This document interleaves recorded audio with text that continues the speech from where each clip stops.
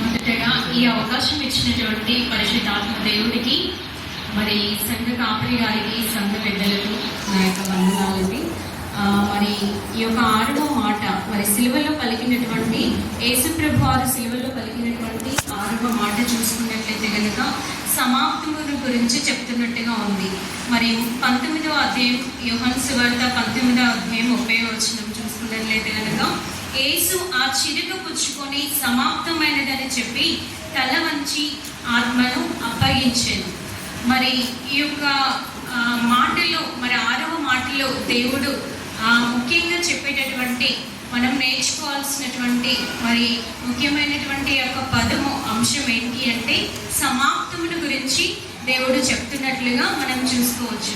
మరి సమాప్తము అంటే ముందుగా అసలు ఆయన లోకానికి వచ్చినటువంటి పర్పస్ అంటే, ఏ కారణంగా ఆయన ఈ లోకానికి వచ్చినాడు అనేది మనకందరికీ కూడా తెలుసు కదా. మరి ప్రవచనాల ద్వారా మరి ఆయన ఏం చేసి ఉన్నాడు, మరి తండ్రి అయిన దేవుడు, త్రిత్వంలో ఉన్నటువంటి త్రియేక దేవుడు అయినటువంటి దేవుడు తండ్రి మరి కుమారుణ్ణి మరి ఎందు నిమిత్తము ఈ లోకానికి పంపించినాడు. ఆ పంపించినటువంటి పనిని ఆయన ఏం చేశాడంట, సంపూర్ణంగా ఆయన సమాప్తము చేశానని ఈ యొక్క 6వ మాటలో తెలుపబడుతున్నది కదా. మరి చాలా విషయాలను ఆయన సమాప్తం చేసి ఉన్నాడు. కానీ మరి ఇప్పుడు మనం అవన్నీ ధ్యానించుకునేటటువంటి సమయం లేదు కాబట్టి ఒక 5 విషయాలను నేను చెప్తా ఉన్నాను. మరి ఆయన దేనిని సమాప్తం చేశాడు అనేది ఒక 5 పాయింట్స్లో నేను చెప్పాలని ఆశపడుతున్నాను. మొదటగా ఆయన ధర్మశాస్త్రాన్ని సమాప్తం చేశాడు. మరి ఈ యొక్క రెఫరెన్స్ ఎక్కడ ఉంటుంది అంటే, మరి రోమా పత్రిక 10వ అధ్యాయము 4వ వచనం మనం చూసుకున్నట్లయితే కనుక రోమా పత్రిక 10వ అధ్యాయం 4వ వచనంలో ఆయన ధర్మశాస్త్రాన్ని సమాప్తం చేసినట్లుగా మాట్లాడి ఉన్నాడు. ఇక్కడ చూడండి, విశ్వసించే ప్రతి వానికి నీతి కలుగుటకై క్రీస్తు ధర్మశాస్త్రమునకు సమాప్తి అయి ఉన్నాడు. మరి ఈయన ధర్మశాస్త్రానికి ఏమై ఉన్నాడంట, సమాప్తి అయి ఉన్నాడు అనేసి మరి ఇక్కడ రోమపత్రిక 10:4లో తెలుపబడుతుంది. అంత మాత్రమే కాకుండా ఎఫెసీ 2:14లో కూడా ఏమని ఉంటుందంటే, ఉభయులను సమాధానపరచడానికి ఆయన ధర్మశాస్త్రాన్ని సమాప్తం చేశాడన్నట్టుగా ఎఫెసీ పత్రిక 2వ అధ్యాయం 14వ వచనంలో కనిపిస్తూ ఉంటుంది.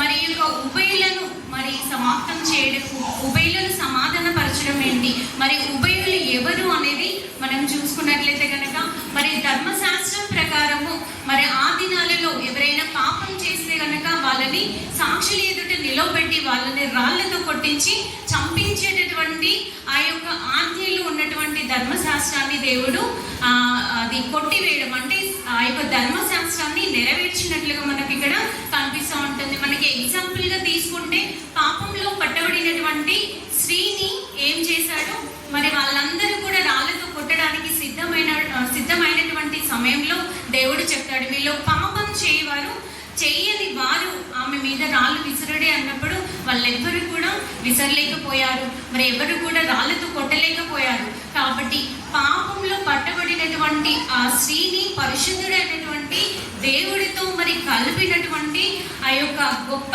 అంటే సమాప్తం చేసినటువంటి గొప్ప ఘనత ఎవరు చేశారంటే ప్రభు అయినటువంటి యేసు ప్రభు వారు మాత్రమే చేశారు. మరి అంత మాత్రమే కాదు, మరి సమరయ స్త్రీని మరి ఆ జనాలలోకి వస్తే, జనాలు ఉన్న సమయాల్లో వస్తే ఆమె తలదించుకునేటటువంటి పరిస్థితిలో ఉన్నటువంటి స్త్రీని కూడా ఆయన ఏం చేశాడు, జనాల మధ్యలో కలిపి ఆయన యొక్క సువార్తని ప్రకటించుకోవడానికి ఆమెనుగా పాత్రగా వాడుకున్నట్టుగా మనకు యోహాను సువార్త 4వ అధ్యాయంలో మనకు క్లియర్గా తెలుస్తూ ఉంటుంది. అంటే పాపులమైనటువంటి మనల్ని దేవునితో సమాధానపరచడానికి, అంటే ఉభయులను సమాధానపరచడానికి ఆయన ధర్మశాస్త్రాన్ని సమాప్తం చేసినట్లుగా మనం చూసుకుంటూ ఉంటున్నాం. మరి రెండవదిగా చూసుకుంటే, తండ్రి ఇచ్చిన పనిని ఆయన సమాప్తం చేసినట్లుగా మరి యోహాను సువార్త 17వ అధ్యాయము 4వ వచనంలో ఉంటుంది.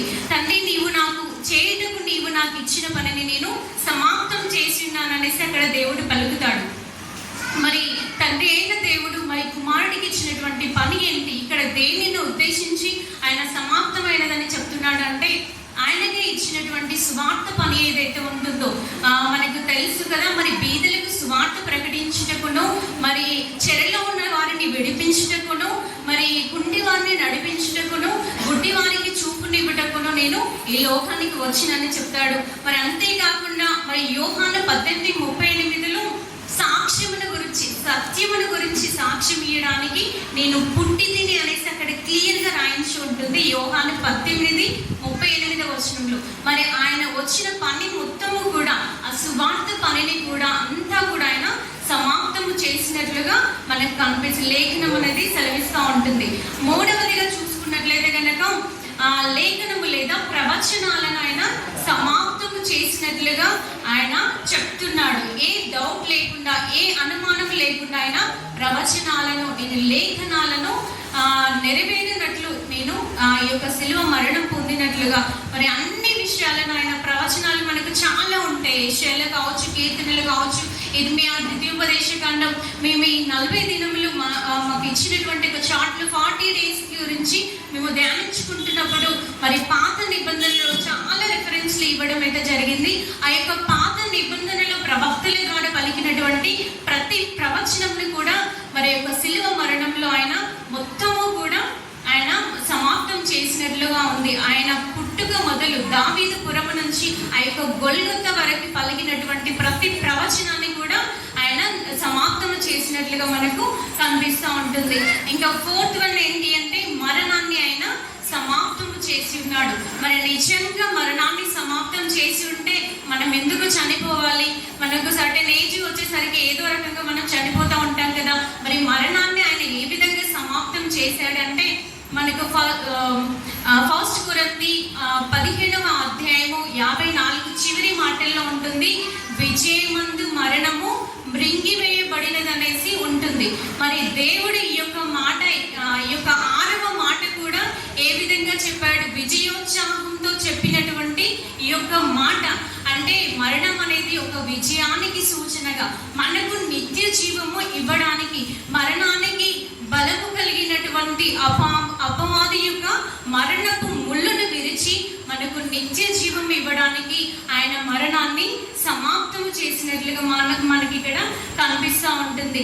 మరి 5వదిగా చూసుకున్నట్లయితే కనుక ఆయన బలులను సమాప్తము చేసి ఉన్నాడు అనేసి మనకు అనేక చోట్ల, అంటే హెబ్రీ పత్రికలో కూడా మనకు క్లియర్గా కనిపిస్తుంది. హెబ్రీ 7:28లో ఒక మాట ఉంటుంది, బలిన అంటే ఆయన ఒక్కసారి మాత్రమే ప్రధాన యాజకుడిగా ఉండి మన నిమిత్తము ఆయన బలిగా తన యొక్క శరీరాన్ని అర్పించుకున్నట్లుగా అక్కడ సమాప్తమైనదని, నేను బలులను సమాప్తము చేశాను అనేటటువంటి ఒక పదం వాడి ఉన్నట్టుగా మనకు కనిపిస్తూ ఉంటుంది. మరి మనకు పాత నిబంధన భక్తులు, మరి ఇశ్రాయేలు ప్రజల్లో చూసుకున్నట్లయితే కనుక అనేక రకాలైనటువంటి బలులు వాళ్ళు అర్పించే వాళ్ళు. గువ్వలను, పావురాలను, మరి దూడలను, ఆ విధంగా అనేక రకాల ఆ యొక్క బలులను అర్పించే వాళ్ళు. ఆ యొక్క బలులు ఏ విధంగా అర్పించే వాళ్ళంటే మరి యాజకత్వాన్ని ఎవరైతే చేస్తున్నారో ఆ యొక్క యాజకులు వీరి తరపున ఆ యొక్క బలులను అర్పిస్తున్న వారుగా ఉండేవారు. కానీ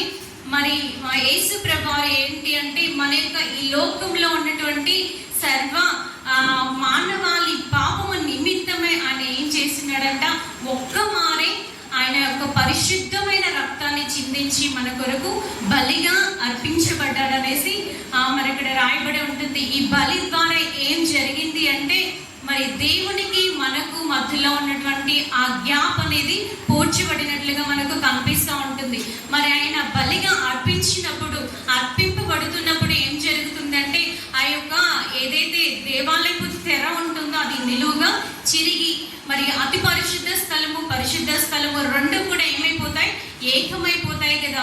మరి బలి కూడా మరి ఈయన యేసుప్రభు వారు అర్పించినటువంటి బలి కూడా ఏం చేసిందంటే దేవునికి మనకు మధ్యలో ఆ యొక్క గ్యాప్ ఏదైతే ఉంటుందో దాన్ని పూడ్చి మరి దేవుడికి మనం దగ్గరగా జీవించడానికి, ఆయన యొక్క మాటలు వినడానికి ఎంతగానో మనకు ఈ యొక్క బలిగా అర్పించినటువంటి యేసుప్రభు వారి యొక్క మరి శిలువ మరణం ద్వారా దేవుణ్ణి మనం దేవునికి దగ్గరగా జీవించడానికి సహాయం చేసింది. మరి దేవుడైనటువంటి అంటే వాక్యమైనటువంటి దేవుణ్ణి ఆయన యొక్క మాటలను మనం వినడానికి ఎలాంటి మరి మధ్యవర్తి అనే వాళ్ళు లేకుండా ఆయనే మనకు మధ్యవర్తిగా ఉండి ఆ యొక్క బలిని అర్పించినట్లుగా మనకు కనిపిస్తూ ఉంటుంది. మరి దేవుడు అంటే యేసు ప్రభు వారు ఒక ఉద్దేశము కలిగి ఒక కారణము కలిగి ఆయన పుట్టాడు, ఈ లోకానికి వచ్చాడు అనేది తెలుసు. మరి మనం ఏం చేయాలి? ఈ యొక్క ఆరవ మాట ద్వారా మనం నేర్చుకోవాల్సింది ఏంటి? మరి మన పుట్టుకకు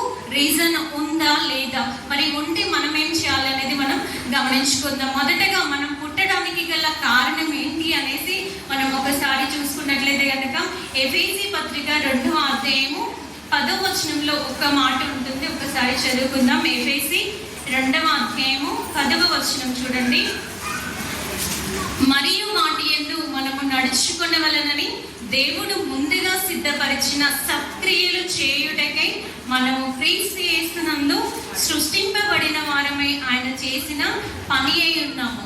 మనల్ని దేనికి సృష్టించాడు దేవుడు అంటే మనము సత్క్రియలు చేయడానికి ఆయన మనల్ని సృష్టించాడు అన్నట్లుగా మరి ఎఫెసీ 2:10 ఉంటుంది. అదేవిధంగా ప్రసంగి 9:10 ఏముంటుందంటే శక్తి లోపము లేకుండా మనము ఆయన యొక్క పని చేయడానికి మనం సృష్టించామనేసి ప్రసంగి 9:10 ఉంటుంది. మరి మనము ఎంతవరకు మరి సత్క్రియలు అంటే ఏంటి అంటే ఈ లోకానుసారమైనటువంటి క్రియలు కాదు, కానీ దేవుడికి ఇష్టకరమైనటువంటి ప్రతి క్రియ కూడా సత్క్రియ కిందికి వస్తాయి. ప్రతి పని కూడా సత్క్రియ కిందికి వస్తుంది. దాంట్లో ఏముంటుంది? మీరు శోధనలో ప్రవేశించకుండానట్లు ప్రార్థన చేయండి, స్వార్థను ప్రకటించమని ఉంటుంది. మీరు అభిషేకాన్ని పొందుకోండి, లేదంటే ఆత్మవరములను పొందుకోమని ఉంటుంది. మరి అనేక చోట్లకి వెళ్ళి మీరు స్వార్థని ప్రకటించమని, ఇలా అనేక విధాలైనటువంటి ఆ యొక్క అంశాలు అనేవి దీంట్లోకి సత్క్రియల కిందికి వస్తాయి. మరి ఈ యొక్క పని చేయాలంటే మనము ఏమి కలిగి ఉండాలి? మరి దేవుడు అంటే 6వ మాటలో ఆయన నుంచి మరి ఆ యొక్క మాట నుంచి మనము ఒక 4 అంశాలు గమనించుకుంటే దాన్ని మనము ఫాలో అయితే కనుక మనం కూడా సంపూర్ణంగా సమాప్తి అయినదని మనం చెప్పుకోవచ్చు. దాంట్లో మొదటగా వచ్చేసి మరి ఒక లక్ష్యం అనేది మరి యేసు ప్రభు వారు తండ్రి ఇచ్చిన పనికి ఒక లక్ష్యం పెట్టుకున్నట్లుగా మనకు చూసుకోవచ్చు. మరి ఆయన గురి పెట్టుకొని ఆ గురి ఎందుకు పరిగెత్తాడో ఆ గురిని ఆయన సంపూర్ణంగా ఆయన సమాప్తం చేశాడనేది చెప్పినట్లుగా మనం గమనించుకోవచ్చు. మనము కూడా ఆ విధంగా దేవుడి పని నిమిత్తమై ఒక లక్ష్యం పెట్టుకునే వారంగా ఉండాలి. కానీ లోకానుసారంగా ఇంకొక 10 కోట్లు సంపాదించాలి, ఇంకో 10 ఇండ్లు సంపాదించాలి అనే వాటిపై మనం లక్ష్యం పెట్టుకోకూడదు. కానీ దేవుని యొక్క పని నిమిత్తమై మనము ఒక గురి పెట్టుకునే వారంగా, ఒక లక్ష్యం పెట్టుకునే వారంగా ఉండాలి. మరి అంత మాత్రమే కాదు, రెండవదిగా చూడండి, ఫోకస్ మనము చేయాలి. ఆ యొక్క ఏదైతే మనం లక్ష్యం పెట్టుకుంటామో ఆ పని పైన మనం లక్ష్యం పెట్టుకుని వదిలివేయడమే కాదు, కానీ దానిపైన దృష్టి సారించే వారంగా మనం ఉండాలి. అలా ఉన్నప్పుడు మాత్రమే ఆ పనిని మనము కంప్లీట్ చేయగలుగుతాం. మరి దీనికి బెస్ట్ ఎగ్జాంపుల్గా మరి యేసు ప్రభు వారు మరి 12 సంవత్సరాల ఏజ్లో ఉన్నప్పుడు యెరూషలేము మందిరానికి వెళ్ళినప్పుడు మరి ఆ యోసేపుల కంటే తను ముందుగానే ఆ యొక్క యెరూషలేము మందిరానికి వెళ్తాడు. వెళ్ళి వాళ్ళు తిరిగి వచ్చినప్పుడు ఆయన రాడు. మరి వీళ్ళు 3 రోజుల తర్వాత తిరిగి చూసుకున్నప్పుడు మరలా వెళ్ళి ఆయనను అడిగినప్పుడు నేను తండ్రి పని నిమిత్తమై వచ్చానని మీకు తెలియదా అనేసి అంటాడు. అంటే ఆయన పెట్టుకున్నటువంటి లక్ష్యాన్ని ఆపై ఆయన దృష్టి సారిస్తున్నట్టుగా మనకు అక్కడే కనిపిస్తూ ఉంటుంది. మరి 12 సంవత్సరాల ఏజ్లోనే తండ్రి చెప్పినటువంటి పనుల మీద ఆయన బాధ్యత కలిగి ఉన్నట్లుగా మనకు అక్కడ కనిపిస్తూ ఉంటుంది. మనం ఏం చేయాలి? మనం కూడా దేవుడి ఏదైనా పని చేయాలని మన లక్ష్యం పెట్టుకున్నప్పుడు దాని మీద దృష్టి ఉంచే వారంగా ఉండాలి. మరి ఆయనకు తెలుసు 33 సంవత్సరాలకి నేను చనిపోతా, శిలువ మరణం పొందుతా అనేది తనకు తెలిసినప్పటికీ ఇంకా 20+ ఇయర్స్ టైం ఉన్నప్పటికీ ఆయన 12 సంవత్సరాల నుంచి దేవుడి పనిని స్టార్ట్ చేశాడు. మరి మనకైతే మన మరణం ఎప్పుడు వస్తుందో కూడా తెలియదు, హఠాత్తుగా ఎప్పుడు చనిపోతామో కూడా తెలియదు. కానీ మనం ఏమనుకుంటామంటే పెళ్లి కావాలి ఫస్ట్, ఆ తర్వాత పిల్లలు కావాలి, ఆ తర్వాత పిల్లలకు పెళ్ళిళ్ళు అయిపోతే రిటైర్మెంట్ ఏజ్ ఎప్పుడైతే ఉంటుందో అప్పుడు దేవుని పనిని చేద్దాంలే అనేటటువంటి అపోహలు మనము ఉంటాము. కానీ ఆ మరణము మనం పెళ్లి కాకముందుకే రావచ్చు, పిల్లలు పుట్టక ముందుకే రావచ్చు, మరి పెళ్ళిళ్ళు కాకముందుకే కావచ్చు. కాబట్టి మరి ముందుగానే మరి ఈ దినం నుంచి ఆయన యొక్క పని మీద దృష్టి సారించే వారంగా ఉందాము. మూడవదిగా విధేయత. మరి ఆ యేసు ప్రభు వారు మరి ఆ యొక్క సమాప్తం అనే పదం చెప్పడానికి, మరి ఆ యొక్క ప్రాసెస్ అంతా కూడా చేయడానికి మరి తండ్రికి ఎంత విధేయత చూపిస్తే చివరిగా ఆయన ఆ మాట చెప్పి ఉంటాడనేది మనం అందరూ కూడా గమనించుకోవాలి కదా. మరి ఫిలిప్పీ పత్రికలో ఉంటుంది ఏంటి అంట, మరణమాగునంత వరకు ఆయన తండ్రికి విధేయత చూపించాడు అనేసి ఉంటుంది కదా. మరి అంత విధేయత మనం కలిగి ఉండాలి. మరి లేకపోతే మరి ఆయన స్టార్టింగ్ లో ఆయన విధేయత చూయించి మరి 39 కొరడా దెబ్బలు కొట్టగానే ఆయన వీపుకు అంటే ఒక శ్రమ అంటే ఒక అది నొప్పి కలిగి నేను ఇంకా విధేయత చూయించిన నా వల్ల అవ్వట్లేదని ఆయన సిలువ దిగి ఉంటే ఈరోజు లోకానికి రక్షణ వచ్చి ఉండేది కాదు. మరి మనము కూడా మరి దేవుని యొక్క పనిని చేయాలనుకున్నప్పుడు ఎన్ని శ్రమలు, ఎన్ని ఆటంకంలో, ఎన్ని నిందలు, ఎన్ని అవమానాలు వచ్చినప్పటికీ కూడా మనం దేవుడికి విధేయత చూయించి వాటిని తట్టుకుంటూ ముందుకు వెళ్ళే వారముగా ఉండాలి. మరి నాలుగవదిగా ఏంటి అంటే మరి ప్రేమ.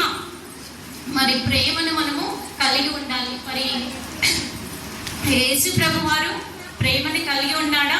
ఆయన ప్రేమతో ప్రాణం పెట్టాడా, ద్వేషంతో ప్రాణం పెట్టాడా అనేది మనకందరికీ తెలుసు కదా. మరి మన కొరకు ఆయన ప్రేమతో ప్రాణం పెట్టాడు. ఆయన ప్రేమతో ప్రాణం పెట్టాడు కదా.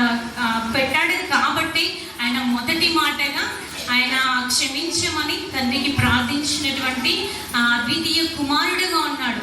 మరి అంత మాత్రమే కాదు, లోకాన్ని ఎంతగానో తండ్రి అయిన దేవుడు ప్రేమించాడు కాబట్టి కుమారుణ్ణి లోకానికి పంపి ఉన్నాడు. మరి కుమారుడైన దేవుడు కూడా ఈ లోకంలో ఉన్నటువంటి ప్రజలను ఎంతగానో ప్రేమించాడు కాబట్టి ఆయన కూడా మన కొరకు అన్ని శ్రమలు, నిందలు, అవమానాలు మరి అన్ని భరిస్తూ మరి ఆయన తండ్రి అప్పచెప్పిన పనిని సమాప్తం చేసే వరకు కూడా ఆయన ఆ యొక్క ప్రేమను విడిచిపెట్టలేదు కదా.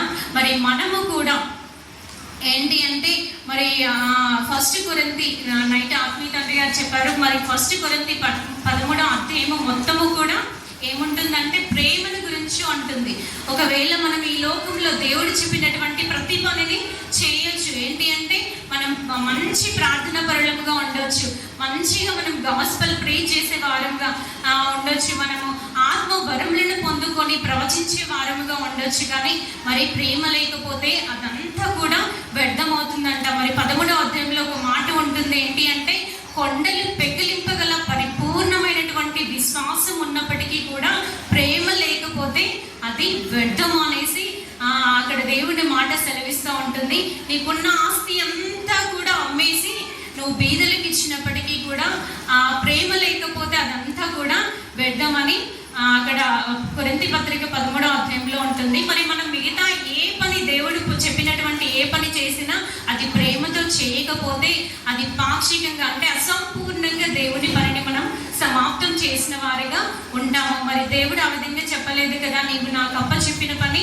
నేను సంపూర్ణంగా సమాప్తం చేస్తున్నానని దేవుడు చెప్పినట్లుగా మనం చెప్పాలి అంటే దేవుడు మనకు అప్పచెప్పిన పనిని దేవుడి ప్రేమను కలిగి మనము చెప్పేవారంగా ఉండాలి. మరి అది కంటిన్యూ చేస్తూ 1 కొరింథీ 14వ అధ్యాయం మొదటి పదంలో ఏముంటుందంటే మీరు ప్రేమ కలిగి ఉండుటకు ప్రయాసపడుడి అనేసి చెప్తాడు. మరి అంత మాత్రమే కాదు, మరి ప్రకటన గ్రంథంలో మరి 7 సంఘాలను గురించి చెప్తూ మొదటి సంఘం ఎఫెసీ గురించి చెప్పినప్పుడు ఎఫెసీ సంఘంలో మిగతా అన్ని క్రియలను గురించి ఆయన చాలా మెచ్చుకుంటాడు. మొదటగా మెచ్చుకొని ఒక మాట చెప్తాడు ఏంటంటే మీ మీద ఒక నేరము మోపవలసి ఉన్నది, అదేంటి అంటే మీలో మొదటి ప్రేమ అనేది మిస్ అయింది అనేసి చెప్తాడు. మీలో మొదటి ప్రేమ అది నెరవేర్చాలి, మొదటి ప్రేమ అనేది లేకుండా అయిపోయింది కాబట్టి మీరు ఆ ప్రేమను కలిగి ఉంటే మీరు సంపూర్ణంగా ఉంటారనేటువంటి మాట అనేది మనం గమనిస్తాం. సో మనము కూడా మరి సంపూర్ణంగా దేవుని పనిని సమాప్తము చేసి మరి మన యొక్క మరణ దినాలలో మరి పౌలు గారు చెప్పినట్టు మంచి పోరాటము పోరాడి తిని నా యొక్క పరుగు కడముట్టించింది అనేటటువంటి మాట మనం నోట నుంచి రావాలంటే మనము ప్రేమ కలిగి దేవుని యొక్క పనిని మనం సంపూర్ణం చేసే వారంగా ఉండాలి. అందుకు దేవుడు మనందరికీ కూడా సహాయం చేయనుగాక. ఈ కొద్ది మాటలు దేవుడి దీవించి ఆశీర్వదించునుగాక. నాకు అవకాశం ఇచ్చినటువంటి ప్రతి ఒక్కరికి కూడా మరొక మాట థ్యాంక్స్ చెప్పుకుంటూ ముగిస్తాను.